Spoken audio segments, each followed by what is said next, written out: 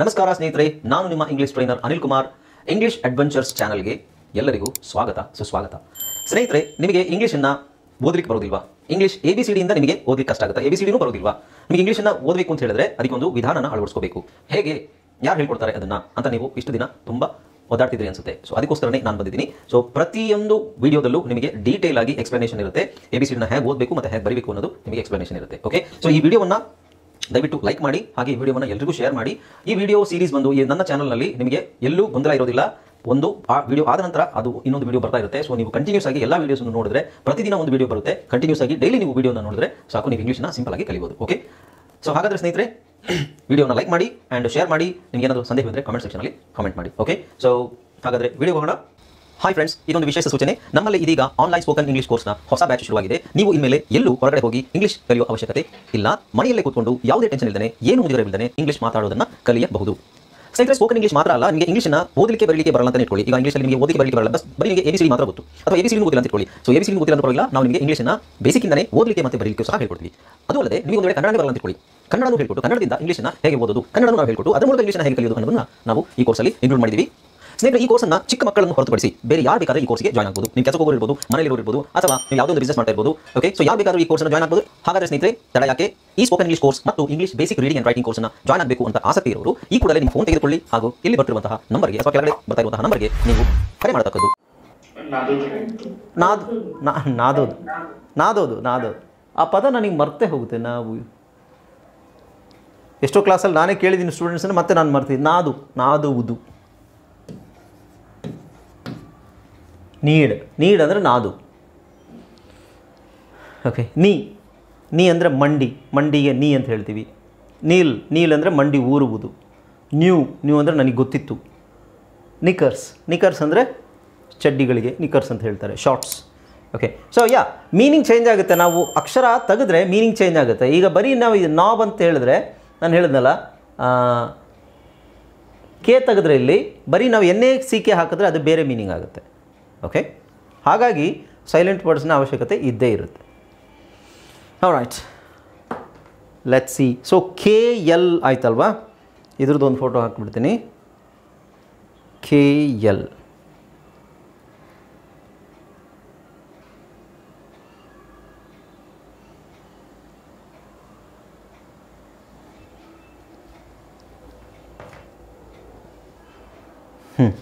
KL ಆದಮೇಲೆ ಇದು ಆಲ್ಫಬೆಟ್ಟಲ್ಲಿ ಏನಿದೆ ನಮಗೆ, KL ಆದಮೇಲೆ ಏನಿದೆ? JKLM. ಓಕೆ, ಆದರೆ M ಸೈಲೆಂಟ್ ಆಗಲ್ಲ. ಎಮ್ಮನ್ನು ಎಲ್ಲ ಪದದಲ್ಲೂ ನೀವು ಉಚ್ಚಾರಣೆ ಮಾಡಲೇಬೇಕು. M ಎಲ್ಲೂ ಸೈಲೆಂಟ್ ಆಗೋದಿಲ್ಲ.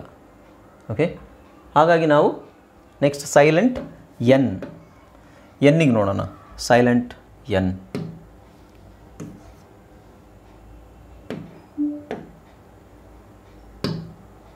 ಓಕೆ, ಸೊ ಸೈಲೆಂಟ್ ಎನ್ ಬರ್ದಿಲ್ವಾ? Silent N. ಓಕೆ, ಸೊ ಇಲ್ಲಿ ನೋಡಿ, ಸಾಮಾನ್ಯವಾಗಿ M ಜೊತೆಗೆ N ಒಟ್ಟಿಗೆ ಬಂದಾಗ ಮಾತ್ರ ಅದು ಸೈಲೆಂಟ್ ಆಗುತ್ತೆ. ಸೊ ಇಲ್ಲಿ ನೋಡಿ, MN, MN, MN, MN, MN, MN. ಅದು ಕೊನೆಯಲ್ಲಿ ನಿಮಗೆ MN ಒಟ್ಟಿಗೆ ಬಂದಾಗ ಈ ನಾವು ಸಾಲಮ್ ಎನ್ನನ್ನು ಸೈಲೆಂಟ್ ಮಾಡ್ತೀವಿ. ಓಕೆ, ಸೊ ಇದೇನಾಗುತ್ತೆ ಅವಾಗ? AU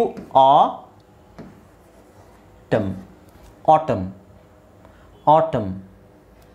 ಇದು ಹಿಮ್.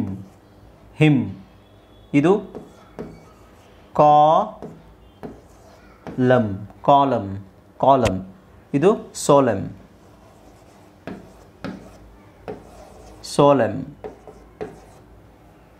ಇದು ಡ್ಯಾಮ್.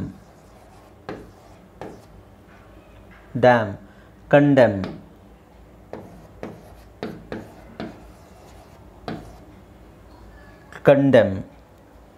ಓಕೆ, ಸೊ ಯಾಕೆ ಸೈಲೆಂಟ್ ಲೆಟರ್ಸ್ದು ಅವಶ್ಯಕತೆ ಏನಿದೆ ಅಂತ ಹೇಳಿದ್ರೆ, ಇಲ್ಲಿ ನೋಡಿ, ಡ್ಯಾಮ್, ಆಮೇಲೆ ಈ ಡ್ಯಾಮ್ ಎರಡೂ ಒಂದೇ ಉಚ್ಚಾರಣೆ. ಇಲ್ಲಿ ಎನ್ ಹಾಕಿದ್ರೆ ಬೇರೆ ಮೀನಿಂಗ್ ಬರುತ್ತೆ, ಬರೀ ಎಮ್ ಇದ್ದರೆ ಬೇರೆ ಮೀನಿಂಗ್ ಬರುತ್ತೆ. ಓಕೆ, ಸೊ ಎನ್ ಹಾಕಿದ್ರೆ ಇದರ ಮೀನಿಂಗ್ ಚೇಂಜ್ ಆಗುತ್ತೆ. ಬರೀ DAM ಅಂದರೆ ಡ್ಯಾಮ್ ಅಂದರೆ ಅಣೆಕಟ್ಟು. DAMN ಅಂತ ಹೇಳಿದ್ರೆ ಡ್ಯಾಮಿಟ್ ಅಂತ ಹೇಳ್ತಾರೆ, ಖಂಡಿಸೋದು, ಅಥವಾ ಡ್ಯಾಮಿಟ್ ಮುಗಿಸಿಬಿಡು, ಡ್ಯಾಮ್ ಸಖತ್ತಾಗಿರುವಂಥದ್ದು, ಆ ಥರದ್ದು ಭಾಳ ಮೀನಿಂಗ್ ಇದೆ. DAMNಗೆ ತುಂಬ ಮೀನಿಂಗ್ ಇದೆ.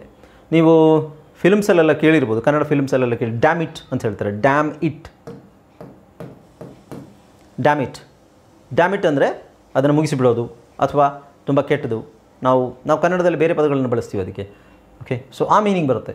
ಹಾಗಾಗಿ ಡ್ಯಾಮ್ ಉಚ್ಚಾರಣೆ ಒಂದೇ, ಸೈಲೆಂಟ್ ಇದೆ ಇಲ್ಲಿ, N is silent, meaning change ಆಗುತ್ತೆ. ರೈಟ್, ಸೆಂಟೆನ್ಸ್ ಮೂಲಕ ಮೀನಿಂಗ್ ನಮಗೆ ಗೊತ್ತಾಗುತ್ತೆ. ನೆಕ್ಸ್ಟ್ ಸೈಲೆಂಟ್ ಪಿ ಎಲ್ಲಿ ಅಂತ ನೋಡಿ. Silent P. ಸೊ ಪಿ ಎಲ್ಲಿ ಸೈಲೆಂಟ್ ಆಗುತ್ತೆ ಅಂತ ಹೇಳಿದ್ರೆ, ಇದು ಒಂದು ವಿಚಿತ್ರ ವರ್ಡ್, ಇದು ಖೂ ಅಂತ. ಓಕೆ, ಸೊ ಇದನ್ನು ಖೂ ಅಂತ ಹೇಳಬೇಕು ನಾವು. ಇಲ್ಲಿ ಪಿ ಸೈಲೆಂಟ್ ಆಗಿರುತ್ತೆ. So P is silent. COUನ ಮಾತ್ರ ಅದು, OUನ ನಾವು ಊ ಅಂತಲೇ ಹೇಳಬೇಕು. ಖೂ ಭಾಳ ಅಪರೂಪ ವರ್ಡ್ ಇದು, ಬಟ್ ನ್ಯೂಸ್ ಪೇಪರಲ್ಲೆಲ್ಲ ಬರುತ್ತೆ ಇದು. ಓಕೆ, ನೆಕ್ಸ್ಟ್ ಇದನ್ನು ಪಿ ಸೈಲೆಂಟ್. ಕಬಡ್. ಸೊ ಇಲ್ಲಿ ನೋಡಿ, ಪಿ ಈಸ್ ಸೈಲೆಂಟ್, ಪಿ ತೆಗೆದಾಕ್ಬಿಡ್ಬೇಕು. CUBORD, ಕಬಡ್.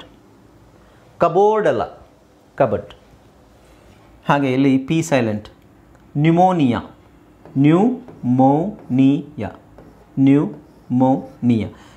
ಕೇಳಿದ್ದೀರಾ? ಒಂದು ಕಾಯಿಲೆ, ಜ್ವರ. Right, pneumonia. ಹಾಗೆ ಇದು ಪಿ. ನ್ಯೂಮ್ಯಾಟಿಕ್.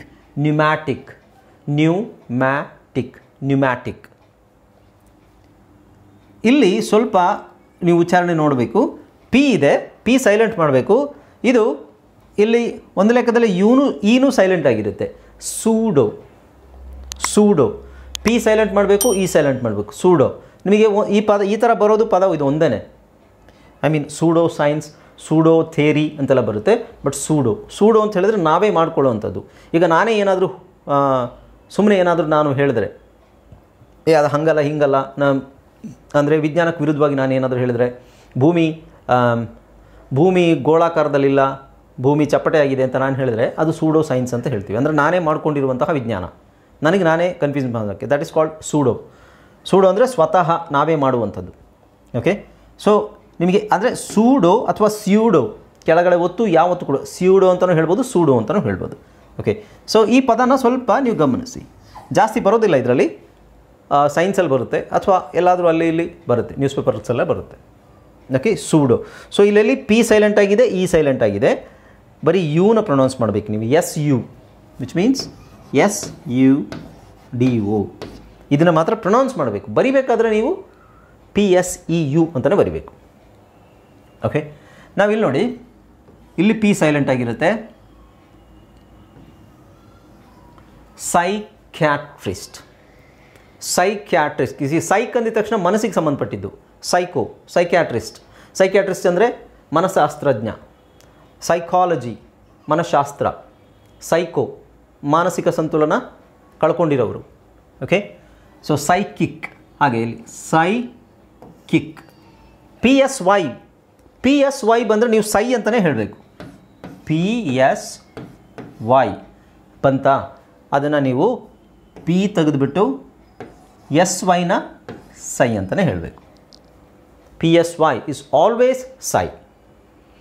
ಸೈಕೋ. PSY ಇಲ್ಲಿ CHO, psycho. Again psychology. Psychology ಅಂದರೆ ಮನಃಶಾಸ್ತ್ರ. ಸೈಕಾಲಜಿಸ್ಟ್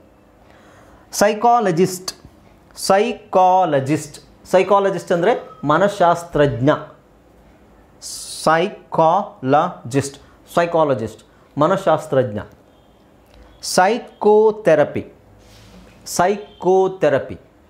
ಓಕೆ, ಇಲ್ಲಿ ಪಿ ಮಾತ್ರ ಸೈಲೆಂಟ್ ಆಗಿರೋದು, ಬೇರೆ ಯಾವುದೂ ಸೈಲೆಂಟ್ ಆಗಿಲ್ಲ ಇಲ್ಲಿ.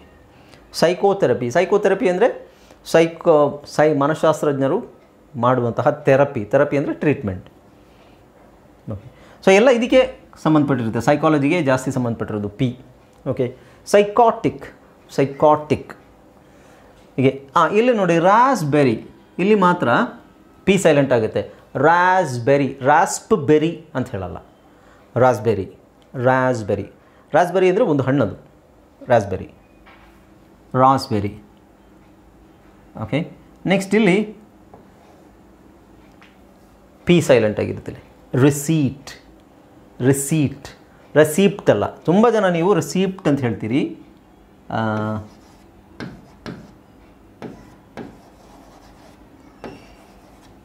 ರೆಸಿಪ್ಟ್, ಅವ್ರು ರೆಸಿಪ್ಟ್ ಇನ್ನೂ ಕೊಟ್ಟಿಲ್ಲ. ರೆಸಿಪ್ಟ್ ಅಲ್ಲ ಅದು, ಪಿ ಇರೋದು, ಪಿ ಇದೆ ಅನ್ನೋ ಕಾರಣಕ್ಕೋಸ್ಕರ ನಾವು ಸೀಪ್ಟ್ ಅಂತ ಪಿ ಈಸ್ ಹೇಳೋ ಅವಶ್ಯಕತೆ ಇಲ್ಲ. P is silent. ಸೊ ಏನಾಗುತ್ತಿದ್ದು ರಸೀಟ್, ರಸೀಟ್, ರಸೀತಿ. ರಸೀತಿನೇ ರಸೀಪ್ಟ್ ಆಗಿರ್ಬೋದು ಅಥವಾ ರಸೀಟೇ ರಸೀತಿ ಆಗಿರ್ಬೋದು, ಗೊತ್ತಿಲ್ಲ. Right, receipt, receipt, receipt, receipt. Okay, so P silent ಆದರೆ ನಿಮಗೆ ಇಂಥ ಇವೆ ಈ ವರ್ಡ್ಸಲ್ಲೇ ಜಾಸ್ತಿ ಸೈಲೆಂಟ್ ಆಗೋದು. ಎಸ್ಪೆಷಲಿ ಸೈಕಾಲಜಿಗೆ ಸಂಬಂಧಪಟ್ಟಂತಹ ಸೈಕೋ, ಸೈಕಾಟಿಕ್, ಸೈಕೋಥೆರಪಿ, ಸೈಕ್ಯಾಟ್ರಿಸ್ಟ್, ಇನ್ನೇನಿದೆ ಎಲ್ಲ ಸೈಕಿಕ್, ಇವೆಲ್ಲ ಪಿ ಜಾಸ್ತಿ ಇಲ್ಲೇ ಸೈಲೆಂಟ್ ಆಗೋದು. ಇನ್ನು ಜಾಸ್ತಿ ಸೈಲೆಂಟ್ ಆದರೆ ರೆಸೀಟಲ್ಲಿ ಸೈಲೆಂಟ್ ಆಗುತ್ತೆ, ಭಾಳ ಕಡಿಮೆ ಪಿ. ಓಕೆ, ಅದು ಬಿಟ್ಟರೆ ಗೊತ್ತಾಯ್ತಲ್ಲ. ಸೊ ವರ್ಡ್ಸನ್ನ ಕರೆಕ್ಟಾಗಿ ನೀವು ಪ್ರಾಕ್ಟೀಸ್ ಮಾಡಬೇಕು. ಆವಾಗ ಮಾತ್ರ ಆ ವರ್ಡ್ಸು ಮನಸ್ಸಲ್ಲಿ ಉಳ್ಕೊಳ್ಳುತ್ತೆ. ಒಂದೇ ಸಲ ನೀವು ಸುಮ್ಮನೆ ಒಂದು ಸಲ ನೋಡಿದ ತಕ್ಷಣ ಆ ವರ್ಡ್ಸು ನಿಮಗೆ ಮನಸ್ಸಲ್ಲಿ ಉಳ್ಕೊಳ್ಳಲ್ಲ. So you have to practise that. ಪದೇ ಪದೇ ಅದನ್ನು ಓದ್ತಾ ಇರಬೇಕು.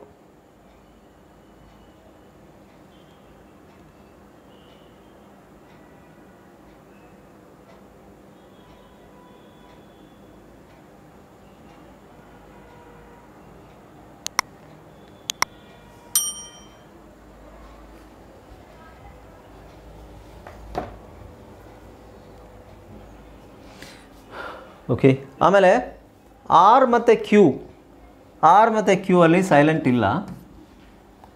ಆರ್ ಮತ್ತು ಕ್ಯೂ ಸೈಲೆಂಟ್ ಆಗೋದಿಲ್ಲ. ಆಮೇಲೆ ಇನ್ನೊಂದು ಯಾವುದು, ಓ ಸೈಲೆಂಟ್. ಓ ಯಾವುದೇ ಪದಗಳಲ್ಲಿ ಓ ಸೈಲೆಂಟ್ ಆಗೋದಿಲ್ಲ. ಓ ಈಸ್ ಎ ವೊವೆಲ್ ಅಲ್ವಾ. ಸೊ ಹಾಗಾಗಿ ಎ ಸೈಲೆಂಟ್ ಆಗೋದು ಭಾಳ. ಎ ನಾನು ಹೇಳಿದ್ನಲ್ಲ, ಆರ್ಟಿಸ್ಟಿಕ್ಲಿ ಆಮೇಲೆ ಗ್ರಾಮ್ಯಾಟಿಕ್ಲಿ ಅಲ್ಲಿ ನೀವು ಎ ಸೈಲೆಂಟ್ ಮಾಡ್ಬೋದು, ಬಿಡ್ಬೋದು. ಇ ಸೈಲೆಂಟ್ ಆಗುತ್ತೆ, ಓ ಸೈಲೆಂಟ್ ಆಗಲ್ಲ, ಐ ಸೈಲೆಂಟ್ ಆಗಲ್ಲ, ಯುನೂ ಸೈಲೆಂಟ್ ಆಗೋದಿಲ್ಲ. Because those are vowels. Except ಯಾವುದು ಇ ಮಾತ್ರ ಸೈಲೆಂಟ್ ಆಗುತ್ತೆ. ಓಕೆ, ಸೊ ಓ ಸೈಲೆಂಟ್ ಆಗಲ್ಲ. ಹಾಗೆ ನಿಮಗೆ ಆರ್ ಸೈಲೆಂಟ್ ಆಗಲ್ಲ, ಕ್ಯೂ ಸೈಲೆಂಟ್ ಆಗಲ್ಲ. ಆರ್ನ ನಾನು ಹೇಳಿದೆ ನೀವು ಬೇಕಾದರೆ ಸೈಲೆಂಟ್ ಮಾಡ್ಬೋದು, ಇಟ್ ಈಸ್ ಆಪ್ಷನಲ್. ನೀವು ಸೈಲೆಂಟ್ ಮಾಡಿದ್ರೆ ಅದು ಆಡು ಭಾಷೆ ಥರ ಅಷ್ಟೇ, ಮಾಡಲೇಬೇಕಂತೇನೂ ಇಲ್ಲ. ಮಾಡಿದ್ರೆ ಓಕೆ, ಮಾಡದೇ ಇದ್ದರೆ ನೋ ಪ್ರಾಬ್ಲಮ್. ನೀವು ಆರ್ ಹಾಕ್ಕೊಂಡೇ ಹೇಳ್ಬೋದು. ಉದಾಹರಣೆಗೆ ನಾನು ಹೇಳಿದ್ನಲ್ಲ, ಕಾರ್ ಅನ್ನೋದನ್ನು ನಾವು ಈ ಆರ್ ಹೇಳದೇ ಇದ್ರೂ ಅದು ಮೀನಿಂಗ್ ಗೊತ್ತಾಗುತ್ತೆ ಅಲ್ಲಿ. ಹೇಗೆ, ಐ ಹ್ಯಾವ್ ಅ ಕಾ, ನಾನು ಆರ್ ಹೇಳಲಿಲ್ಲ ಇಲ್ಲಿ. ಐ ಹ್ಯಾವ್ ಅ ಕಾ, ಐ ಹ್ಯಾವ್ ಅ ಕಾ, ಆರ್ ಹೇಳಲಿಲ್ಲ, ಆದರೂ ಗೊತ್ತಾಗುತ್ತೆ ನನ್ನ ಹತ್ರ ಕಾರ್ ಇದೆ ಅಂತ ಹೇಳೋದಾದರೆ ಐ ಹ್ಯಾವ್ ಅ ಕಾ. ಐ ಬಾಟ್ ಅ ಕಾ, ನಾನು ಒಂದು ಕಾರ್ನ ತೊಗೊಂಡೆ. ಸೊ ಆರ್ ಅಲ್ಲಿ ಪ್ರೊನೌನ್ಸ್ ಮಾಡೋ ಅವಶ್ಯಕತೆ ಇಲ್ಲ, ಆದರೂ ಅರ್ಥ ಆಗುತ್ತೆ. ರೈಟ್, ಹಾಗಾಗಿ ಬಟ್ ಇಟ್ಸ್ ಆಪ್ಷನಲ್. ನೀವು ಆರ್ನ ಪ್ರೊನೌನ್ಸ್ ಮಾಡ್ಬೋದು, ಬಿಡ್ಬೋದು. ಅದಕ್ಕೆ ನಾನು ಹೇಳಿದ್ದು ಇಲ್ಲಿ ಇಟ್ ಈಸ್ ಆಪ್ಷನಲ್. ಸೈಲೆಂಟ್ ಅಂತ ವರ್ಡ್ಸ್ ಯಾವುದೂ ಇಲ್ಲ.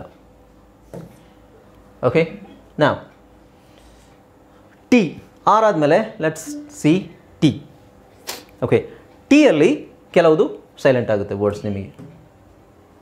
ದೇರ್ ಆರ್ ಸಮ್ ವರ್ಡ್ಸ್, ಜಾಸ್ತಿ ಏನಿಲ್ಲ, but there are some words.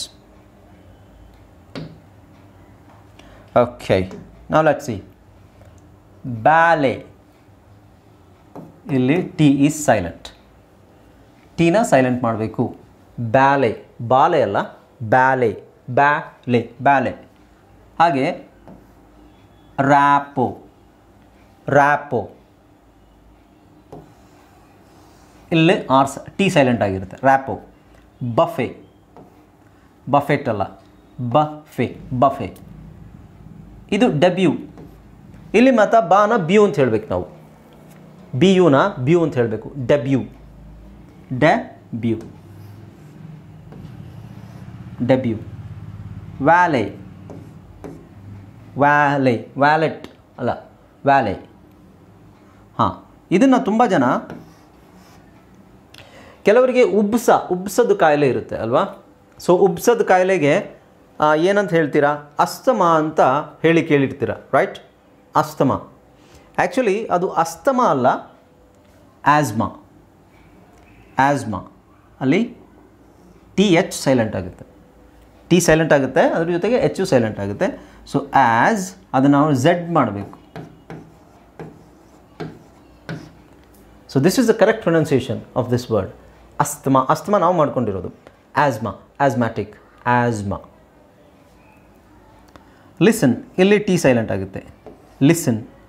ಫಾಸನ್, ಇಲ್ಲಿ ಟಿ ಸೈಲೆಂಟ್ ಆಗುತ್ತೆ. Okay, listen, fasten. Listen, listen ಅಂದರೆ ಕೇಳಿಸಿಕೊಳ್ಳುವುದು. Listen, listen to me. Listen, ಲಿಸ್ಟನ್ ಅಂತ ಹೇಳಲ್ಲ, ಲಿಸನ್. ಓಕೆ, ಹಾಗೆ ಇದು ಸಾಫನ್. ಓಕೆ, ಇದನ್ನು ಎರಡು ಥರ ಹೇಳ್ತಾರೆ, ಸಾಫ್ಟನ್ ಅಂತಲೂ ಹೇಳ್ತಾರೆ, ಸಾಫನ್ ಅಂತಲೂ ಹೇಳ್ತಾರೆ. ಸೊ ನೀವು ಟಿ ಸೈಲೆಂಟ್ ಮಾಡ್ಬೋದು, ಬಿಡ್ಬೋದು, ಎರಡೂ ಯೂಸ್ ಮಾಡ್ತಾನೆ. ಸಾಫ್ಟನ್, ಸಾಫನ್ ಅಂತಲೇ ಯೂಸ್ ಮಾಡ್ತಾರೆ. Okay, moisten, moisten, moisten, moisten. So T silent. So moisturiser ಅದೇ ಥರ ಮಾಯ್ಸನ್, ಮಾಯ್ಸ್ಟನ್ ಅಂತ ಹೇಳಲ್ಲ, ಮಾಯ್ಸನ್. ಇಲ್ಲಿ ನೋಡಿ ಮಾಗಿಜ್, ಇಲ್ಲಿ ಆರ್ ಸೈಲೆಂಟ್ ಆಗಿರುತ್ತೆ. ಮಾರ್ ಅಂತಲೂ ಹೇಳ್ಬೋದು ನೀವು. ಮಾಗಿಜ್ ಅದೇ ನಾನು ಹೇಳಿದ್ರೆ ಆರ್ ಯು ಕ್ಯಾನ್ ನೀವು ಸೈಲೆಂಟ್ ಮಾಡ್ಬೋದು, ಬಿಡ್ಬೋದು, ಬಟ್ ಟೀನ ಸೈಲೆಂಟ್ ಮಾಡಲೇಬೇಕು. ಮಾರ್ಗಿಜ್ ಅಂತನಾದರೂ ಹೇಳಿ, ಮಾಗಿಜ್, ಮಾಗಿಜ್. ಇಲ್ಲಿ ಜಿ ಎ ಸೌಂಡ್ ಬಂದು ನಿಮಗೆ ಐ ಅಂತ ಆಗುತ್ತೆ.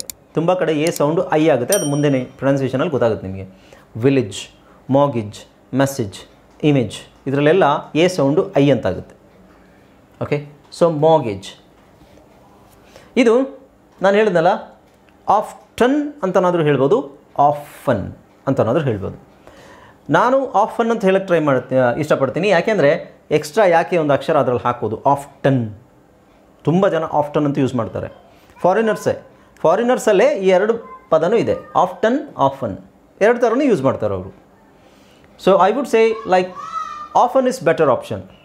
ಆಫನ್, ಯಾಕೆಂದರೆ ಟಿ ಎಕ್ಸ್ಟ್ರಾ ಹೇಳೋ ಅವಶ್ಯಕತೆ ಇಲ್ವಲ್ಲ ನಮಗೆ. ನಾವು ಲ್ಯಾಂಗ್ವೇಜನ್ನು ಯಾವಾಗಲೂ ಸಿಂಪಲಾಗಿ ಮಾಡಬೇಕಲ್ವ. ಸೊ ನಾವು ಅದನ್ನು I think often is better. ನೀವು ಯೂಸ್ ಮಾಡ್ಬೋದು ಆಫ್ಟನ್, ಟಿ ಹಾಕ್ಕೊಂಡು ಹೇಳ್ಬೋದು, ಟಿ ಇಲ್ದೇನೂ ಹೇಳ್ಬೋದು.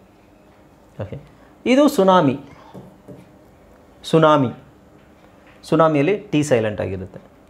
ಓಕೆ, ಆಮೇಲೆ ಇಲ್ಲಿ ನೋಡಿ ರೆಸಲ್, ರೆಸಲ್, ರೆಸ್ಟಲ್ ಅಂತ ಹೇಳಲ್ಲ, ರೆಸಲ್. ವಿಸಿಲ್, ವಿಸಿಲ್ ಹೊಡಿತೀವಲ್ಲ, ವಿಸಿಲ್, ಅಲ್ಲೂ ಟಿ ಸೈಲೆಂಟ್ ಆಗಿರುತ್ತೆ. ಕಾಸಲ್, ಕಾಸಲ್, ಕ್ಯಾಸ್ಟಲ್ ಅಂತ ಹೇಳಲ್ಲ, ಕಾಸಲ್ ಅಂತ ಹೇಳ್ತಾರೆ ಅದನ್ನು. Okay, whistle, wrestle, tsunami. Okay, so ಇಷ್ಟೇ ಟಿ ಸೈಲೆಂಟ್ ಆಗೋದು, ಜಾಸ್ತಿ ಏನು ಸೈಲೆಂಟ್ ಆಗೋದಿಲ್ಲ ವರ್ಡ್ಸಲ್ಲಿ, ಟೀಯಲ್ಲಿ. Okay, next U. ಯು ಎಲ್ಲಿ ಸೈಲೆಂಟ್ ಆಗುತ್ತೆ ಅಂತ ನೋಡೋಣ. ಯು ನೋಡಿ, ಕೊಲೀಗ್, ಇಲ್ಲಿ ಯು ಸೈಲೆಂಟ್ ಆಗಿದೆ. ಅದು ಯು ಇಲ್ಲ ಅಂದ್ರೂ ಅದು ಹಾಗೆ ಪ್ರೊನೌನ್ಸ್ ಆಗುತ್ತೆ. ಗಾರ್ಡ್, ಯು ಬೇಡ, GARDನೇ ಗಾರ್ಡ್ ಆಗುತ್ತೆ, ರೈಟ್? ಗಿಲ್ಟ್, ಇಲ್ಲೂ ಯು ಬೇಡ, GILTನೇ ಗಿಲ್ಟ್ ಆಗುತ್ತೆ, ರೈಟ್? ಗೆಸ್, GES ಅದೇ ಗೆಸ್ ಆಗುತ್ತೆ, ಬಟ್ ಯು ಹಾಕಲೇಬೇಕು. ಯಾಕೆಂದರೆ GES ಹಾಕಿದ್ರೆ ನೀವು ಜೆಸ್ ಆಗುತ್ತೆ, ಹಾಗಾಗಿ. ಟಂಗ್, ಇಲ್ಲಿ ನೋಡಿ ಯು ಅವಶ್ಯಕತೆ ಇಲ್ಲ, ಬಟ್ ಸ್ಟಿಲ್ ಅಲ್ಲಿ ಯು ಹಾಕಲೇಬೇಕು. ಗೈಡ್, ಇಲ್ಲೂ ಇಲ್ಲ. ಗಿಟಾರ್. ಓಕೆ, QUE ಇದೊಂದು ವಿಚಿತ್ರ ಪದ. ಓಕೆ, ತುಂಬ ಜನ ಇಂಗ್ಲೀಷ್ ಗೊತ್ತಿರೋರಿಗೆ ಅವರಿಗೆ ಈ ಸ್ಪೆಲ್ಲಿಂಗ್ ಗೊತ್ತಿರೋದಿಲ್ಲ. ಕ್ಯೂ ಅಂದರೆ ಲೈನ್, ಸಾಲು, ಲೈನ್, ಸಾಲು. QUE. ಓಕೆ, ಬರೀ ಕ್ಯೂ ಅಂದರೆ ಮೀನಿಂಗ್ ಚೇಂಜ್ ಆಗುತ್ತೆ. ಕ್ಯೂ ಅಂದರೆ ಸಾಲು ಅಂತ ಹೇಳಬೇಕು ಅಂತ ಹೇಳಿದ್ರೆ ನೀವು ಕ್ಯೂ ಅಂತಲೇ ಹಾಕಬೇಕು. ಐ ಮೀನ್ QUE ಅದು ಹಾಕಲೇಬೇಕು. ಅಂದರೆ ಇದರ ಅರ್ಥ ಇಲ್ಲಿ ನಿಮಗೆ ಎಷ್ಟು ವರ್ಡ್ ಸೈಲೆಂಟ್ ಆಗುತ್ತೆ ನೋಡಿ, ಎಷ್ಟು ಲೆಟರ್ ಸೈಲೆಂಟ್ ಆಗುತ್ತೆ ನೋಡಿ. ಇವ್ಯಾವುದು ಬೇಡ, ಬರೀ QU ಹಾಕಿದ್ರಾಯ್ತು. ಓಕೆ, ಬಟ್ ಸ್ಟಿಲ್ ಅದನ್ನು ಹಾಕಲೇಬೇಕು. QUE is the correct spelling.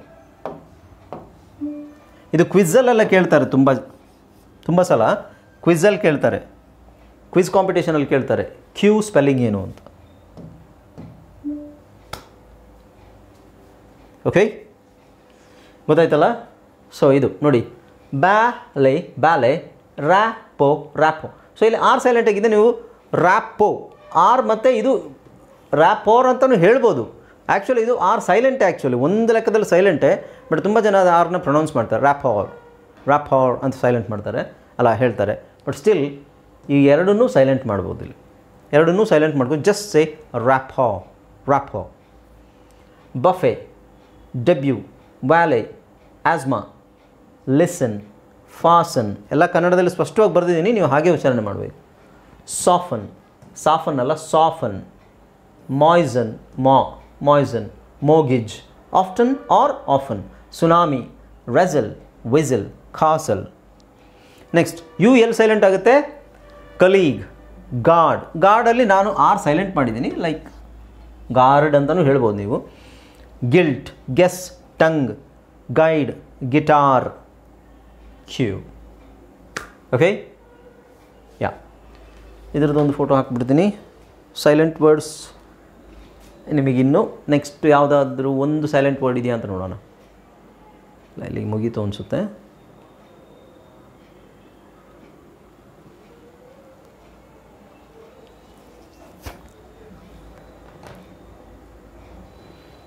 Okay, ಯಾ, ನಾವು ಲೆಟ್ಸ್ ಸಿ ಡಬ್ಲ್ಯೂ ಒಂದು ಉಳ್ಕೊಂಡಿದೆ, ರೈಟ್? ಡಬ್ಲ್ಯೂ ಆದಮೇಲೆ ಇಲ್ಲ ಸೈಲೆಂಟ್. ಎಕ್ಸ್ ಮತ್ತು ವೈ ಮತ್ತು ಝೆಡ್ ಯಾವುದು ಸೈಲೆಂಟ್ ಆಗೋದಿಲ್ಲ. ಓಕೆ, ಸೊ ಡಬ್ಲ್ಯೂ ಮಾತ್ರ ಸೈಲೆಂಟ್ ಆಗುತ್ತೆ. ಡಬ್ಲ್ಯೂ ಸೈಲೆಂಟ್ ಎಲ್ಲಾಗುತ್ತೆ ಆಲ್ರೆಡಿ ಗೊತ್ತು ನಿಮಗೆ, ಎಲ್ಲಾಗುತ್ತೆ? ಇದೆಲ್ಲ ಸೈಲೆಂಟ್ ಆಗುತ್ತೆ. ಇದೆಲ್ಲ ನೀವು ಗೊತ್ತೇ, ನಾನು ಹೇಳಿದ್ದೀನಿ ಆಲ್ರೆಡಿ, ನಿಮ್ಗೆ ಹೇಳಿದ್ದೀನಿ. ಇವೆಲ್ಲ ಯಾವುದ್ರಲ್ಲಿ ಬರುತ್ತೆ? ಡೈಗ್ರಾಫ್ಸಲ್ಲೇ ಬಂದಿದೆ ಇದು, ರೈಟ್? ಡಬ್ಲ್ಯೂ ಆರ್, ಡಬ್ಲ್ಯೂ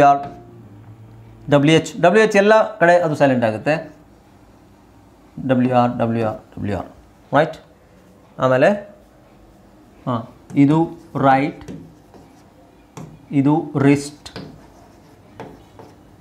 ಇದು ರೆಂಚ್. ಇದು ಆಲ್ರೆಡಿ ವರ್ಡ್ಸ್ ಕೊಟ್ಟಿದ್ದೀನಿ ನಿಮಗೆ ನಾನು. ರಾಂಗ್, ರ್ಯಾಪ್, ರೆಸಲ್ ಆಲ್ರೆಡಿ ಬಂದಿದೆ. ಹೂ. ಓಕೆ, ಈ ವರ್ಡ್ಸಲ್ಲಿ ನಾನು ಕೊಟ್ಟಿದ್ದೀನಿ ಮುಂಚೆನೇ. ಓಕೆ, ಸೊ ಡಬ್ಲ್ಯೂ ಎಲ್ಲೆಲ್ಲಿ ಸೈಲೆಂಟ್ ಆಗುತ್ತೆ?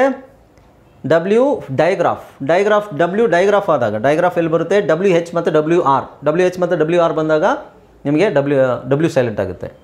ಓಕೆ, ಅದಲ್ಲದೆ ಇನ್ನೆಲ್ಲಿ ಸೈಲೆಂಟ್ ಆಗುತ್ತೆ ನೋಡಿ? ಆನ್ಸರ್ ಅಲ್ಲಿ ಸೈಲೆಂಟ್ ಆಗುತ್ತೆ. ಡಬ್ಲ್ಯೂನೇ ಹೇಳೋಗಿಲ್ಲ, ಆನ್ಸ್ವರ್ ಅಲ್ಲ, ಆನ್ಸರ್. ಸೊ ಇಲ್ಲಿ ಹಾಕದೇ ಇದ್ರು ANSER, ಆನ್ಸರೇ ಅದು. ಬಟ್ ಡಬ್ಲ್ಯೂ ಹಾಕಿದ್ರೆ ಮಾತ್ರ ಅದು ಆನ್ಸರ್ ಅಂತ ಆಗೋದು. ಇದು ಸೋರ್ಡ್, SWRD, ಇದು ಸೋರ್ಡೇ ಆಗುತ್ತೆ, ಸೋರ್ಡ್. ಇಲ್ಲಿ TWO, two. Okay, so W silent words ಇಷ್ಟೇ ಇರೋದು, ಜಾಸ್ತಿ ಇಲ್ಲ ನಿಮಗೆ. ಇಲ್ಲಿಗೆ ನಮ್ಮ ಸೈಲೆಂಟ್ ವರ್ಡ್ಸ್ ಮುಗೀತು. ಓಕೆ, ಸೈಲೆಂಟ್ ವರ್ಡ್ಸ್ ಚಾಪ್ಟರ್ ಮುಗೀತು, ಪಾಠ ಮುಗೀತು. This is very very important subject. ಇದು ಸಬ್ಜೆಕ್ಟ್ ಅಂತೀನಿ, ಐ ಮೀನ್ ಪಾಠ ಇದು. ಇದನ್ನು ಕರೆಕ್ಟಾಗಿ ನೀವು ಪ್ರಾಕ್ಟೀಸ್ ಮಾಡಿ. ವರ್ಡ್ಸನ್ನು ಪದೇ ಪದೇ ಓದೋದ್ರಿಂದ ಮಾತ್ರ ನಿಮಗೆ ವರ್ಡ್ಸು ಮೈಂಡಲ್ಲಿ ಕೂತ್ಕೊಳ್ಳೋದು. ನೆಕ್ಸ್ಟ್ ಕ್ಲಾಸಲ್ಲಿ ನಾನು ಇದೇ ಎಲ್ಲ ವರ್ಡ್ಸನ್ನು ಓದಿಸ್ತೀನಿ ಒಂದು ಸಲ, A to Z, A ಇಂದ Z ನಾನು ವರ್ಡ್ಸನ್ನು ಪ್ರಾಕ್ಟೀಸ್ ಮಾಡಿಸ್ತೀನಿ. Okay, every word you should say every word more than 10 times. ಆವಾಗಲೇ ನಿಮಗೆ ವರ್ಡ್ ಮೈಂಡಲ್ಲಿ ಕೂತ್ಕೊಳ್ಳೋದು. ಓಕೆನಾ? ರೈಟ್. ಓಕೆ, ನೆಕ್ಸ್ಟ್ ನಿಮಗೆ ಸ್ಪೆಲ್ಲಿಂಗ್ ರೂಲ್ಸ್ ಸ್ಟಾರ್ಟ್ ಮಾಡ್ತೀನಿ. ಸ್ಪೆಲ್ಲಿಂಗ್ ರೂಲ್ಸ್ ಅದಕ್ಕಿಂತ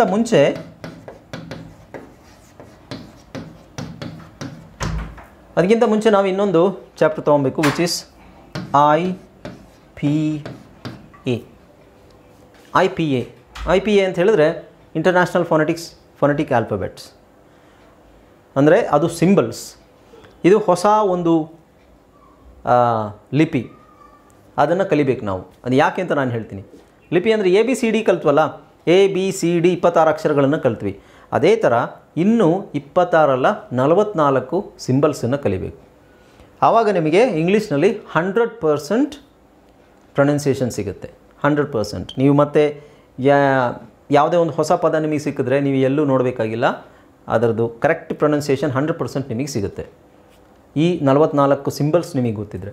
ಆ ಸಿಂಬಲ್ಸ್ ನಾವು ಸ್ಟಡಿ ಮಾಡೋದು ಸ್ವಲ್ಪ ಕಷ್ಟನೇ, ಬಟ್ ಹೋಗ್ತಾ ಹೋಗ್ತಾ ನೀವು ಅದು ಒಂದು ವಾರದಲ್ಲಿ ಸ್ಟಡಿ ಮಾಡೋಕ್ಕೆ ಹೋಗೋದಿಲ್ಲ, ಒಂದು ತಿಂಗಳಲ್ಲಿ ಆಗೋದಿಲ್ಲ. ಅದು ಪ್ರಾಕ್ಟೀಸ್ ಮಾಡಿದ್ರೆ ಒಂದು ತಿಂಗಳಲ್ಲಿ ಆಗುತ್ತೆ. ABCD 26 ಅಕ್ಷರಗಳು ABCD ಹೆಂಗೆ ಕಲ್ತ್ರಿ ಅದೇ ಥರ ಅದನ್ನು ಪ್ರಾಕ್ಟೀಸ್ ಮಾಡಿದ್ರೆ 44 ಸೌಂಡ್ಸು ನಿಮಗೆ ಗೊತ್ತಾಗುತ್ತೆ.